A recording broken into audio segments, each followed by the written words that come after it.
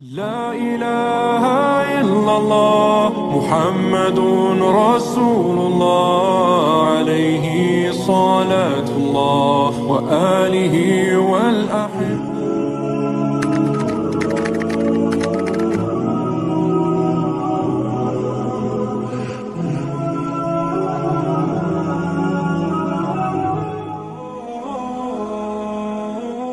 Assalamualaikum warahmatullahi wabarakatuh.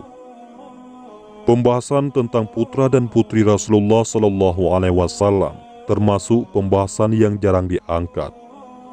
Tidak heran sebagian umat Islam tidak mengetahui berapa jumlah putra dan putri Rasulullah dan siapa saja nama anak-anak Rasulullah. 6 dari 7 anak Rasulullah terlahir dari Ummul Mukminin Khadijah binti Khuwailid radhiyallahu an. Rasulullah Shallallahu Alaihi Wasallam memuji Khadijah dengan sabdanya, "Ia telah beriman kepadaku tatkala orang-orang kafir kepadaku. Ia telah membenarkan aku tatkala orang-orang mendustakanku. Ia telah membantuku dengan hartanya tatkala orang-orang menahan hartanya tidak membantuku. Dan Allah telah menganugerahkan kepadaku anak-anak darinya. Dan Allah tidak menganugerahkan anak-anak dari wanita lain." Hadis riwayat Imam Ahmad. Saat Rasulullah mengucapkan kalimat ini, Rasulullah belum menikah dengan Maria Al-Qibtiyah. Adapun anak-anak Rasulullah Shallallahu Alaihi Wasallam, Imam An-Nawawi berkata, Rasulullah memiliki 3 orang putra. Yang pertama yaitu Qasim, namanya menjadi kunyah Rasulullah atau Abu Al-Qasim. Qasim dilahirkan sebelum kenabian dan wafat saat berusia 2 tahun. Yang kedua bernama Abdullah, disebut juga At-Tahir karena lahir setelah kenabian. Adapun putra yang ketiga bernama Ibrahim, dilahirkan di Madinah, yakni tahun ke-8 Hijriyah, dan wafat saat berusia 17 atau 18 bulan. Adapun putri Rasulullah Shallallahu Alaihi Wasallam berjumlah 4 orang. Yang pertama Zainab, yang menikah dengan Abu Al-As Ar-Rabi, yakni keponakan Rasulullah dari jalur Khadijah. Kemudian Fatimah Az-Zahra menikah dengan Ali bin Abi Thalib. Lalu Ruqayyah dan Ummu Kulsum yang menikah dengan Utsman bin Affan. Rinciannya adalah sebagai berikut. Putri-putri Rasulullah Shallallahu Alaihi Wasallam. Para ulama sepakat bahwa jumlah putri Rasulullah ada 4 orang. Semuanya terlahir dari rahim Ummul Mukminin Khadijah binti Khuwailid. Putri Rasulullah Shallallahu Alaihi Wasallam yang pertama, yakni Zainab binti Rasulullah Shallallahu Alaihi Wasallam. Zainab radhiyallahu anha menikah dengan anak bibinya, anak dari Halah binti Khuwailid, yang bernama Abu Al-As bin Rabi. Pernikahan ini berlangsung sebelum sang ayah diangkat menjadi rasul. Zainab dan 3 saudaranya masuk Islam sebagaimana ibunya, yaitu Khadijah, menerima Islam. Akan tetapi sang suami, yakni Abu Al-As, tetap dalam agama jahiliyah. Hal ini menyebabkan Zainab tidak ikut hijrah bersama ayah dan saudari-saudarinya, karena ikatannya bersama sang suami. Beberapa lama kemudian, barulah Zainab hijrah, yakni dari Mekah ke Madinah, menyelamatkan agamanya, dan berjumpa dengan sang ayah tercinta. Lalu menyusullah suaminya, yaitu Abu Al-As bin Rabi. Abu Al-As pun mengucapkan 2 kalimat syahadat, dan memeluk agama mertua dan istrinya, yaitu agama Islam. Keluarga kecil yang bahagia ini pun bersatu kembali dalam Islam dan iman. Tidak lama kebahagiaan tersebut berlangsung. Pada tahun ke-8 Hijriyah, Zainab wafat meninggalkan Abu Al-As dan putri mereka, yaitu Umamah. Setelah itu, terkadang Umamah diasuh oleh kakeknya, yaitu Rasulullah Shallallahu Alaihi Wasallam. Sebagaimana dalam hadis disebutkan, Rasulullah menggendong cucunya, yaitu Umamah, ketika sedang sholat. Apabila Rasulullah sujud, Rasulullah meletakkan Umamah dari gendongannya. Adapun putri Rasulullah Shallallahu Alaihi Wasallam yang kedua, yaitu Ruqayyah binti Rasulullah. Ruqayyah radhiyallahu anha dinikahkan oleh Rasulullah dengan sahabat yang mulia, yakni Utsman bin Affan radhiyallahu an. Keduanya turut serta berhijrah ke Habasyah ketika musyrikin Makkah sudah sangat keterlaluan dalam menyiksa dan menyakiti orang-orang yang beriman. Di Habasyah, pasangan yang mulia ini dianugerahi seorang putra yang diberi nama Abdullah. Ruqayyah dan Utsman juga turut serta dalam hijrah yang kedua, yakni dari Makkah menuju ke Madinah. Ketika tinggal di Madinah, mereka dihadapkan dengan ujian, yakni wafatnya putra tunggal mereka saat berusia 6 tahun. Tidak lama kemudian, Ruqayyah juga menderita sakit demam yang tinggi. Utsman bin Affan setia merawat istrinya dan senantiasa mengawasi keadaannya.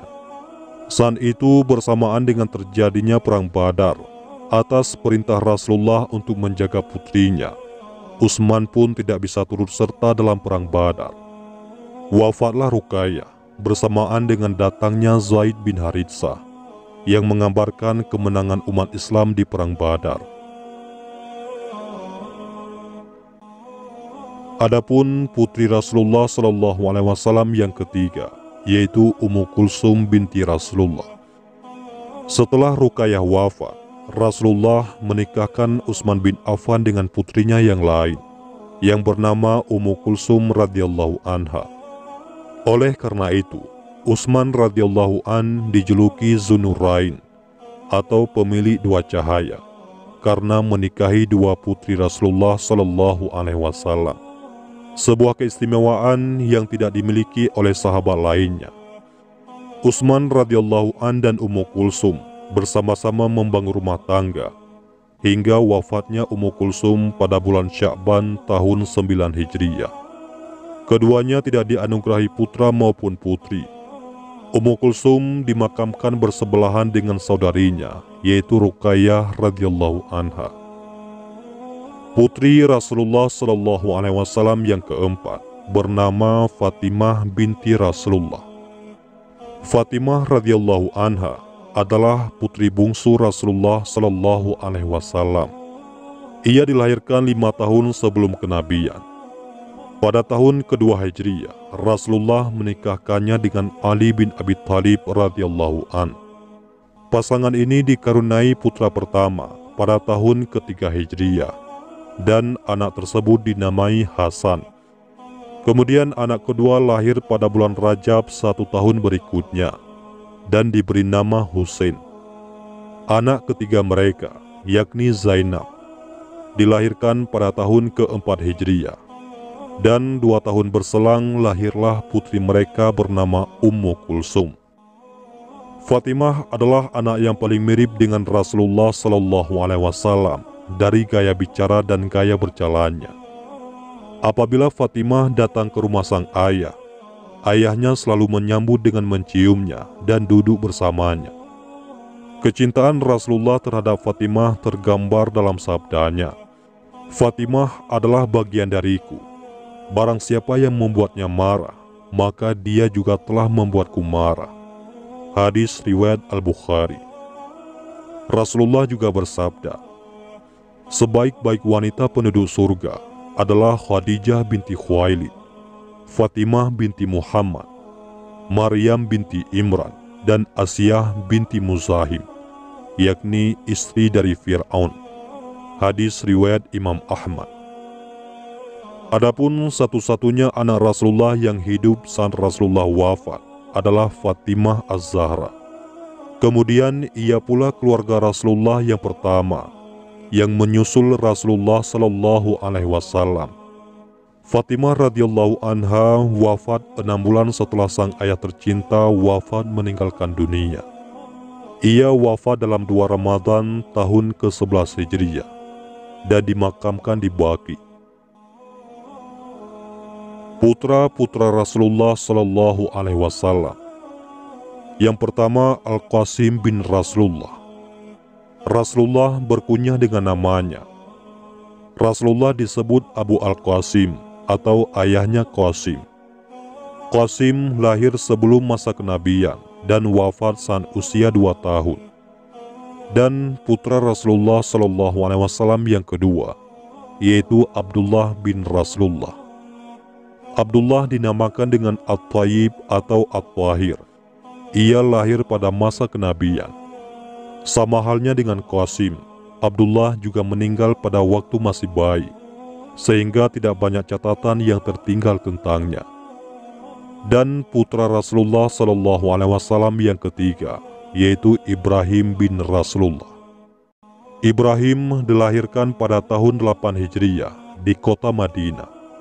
Dia adalah anak terakhir dari Rasulullah SAW. Dilahirkan dari rahim Maria Al-Qibtiyah. Maria adalah seorang budak yang diberikan oleh Muqawqis, yakni penguasa Mesir, kepada Rasulullah. Lalu Maria mengucapkan syahadat dan dinikahi oleh Nabi Muhammad SAW.